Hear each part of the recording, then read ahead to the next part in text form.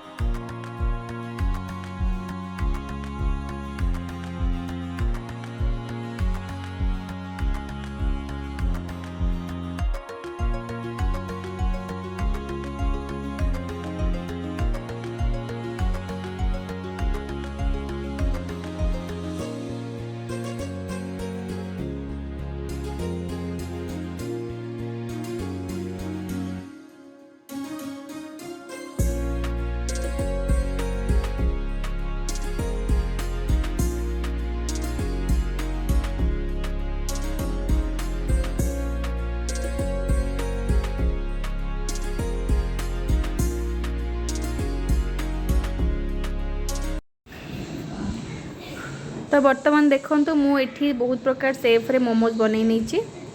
जेहेतु आम मोमोज गुड़ी को बॉयल करवा तो मो पाखे मोमोज मेकर नहीं तो से मु घरे थिबा इडली छांच यूज करके बर्तमान मोमो गुड़ी बनैबी। तो ये देखो मु इडली छांचर फ्रेम गुड़िक किसी तेल ग्रीस कर नौ रिफाइन ऑयल ग्रीस कर नौ या गोटे गोटे मोमो यही भाव में रखी नवा।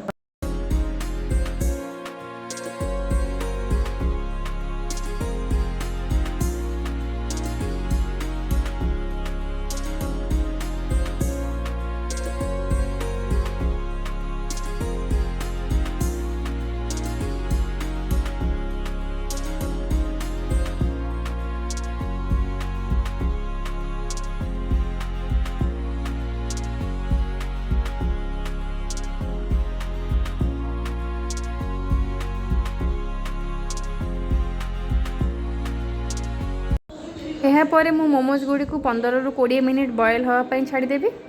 भिडटी आपको भल लगे लाइक शेयर और कमेंट करूँ। तो घरे मध्य आपण बनातु देखंतु एठी मोर गरम गरम मोमोज तैयारी हो जाइए। रोची नमस्कार।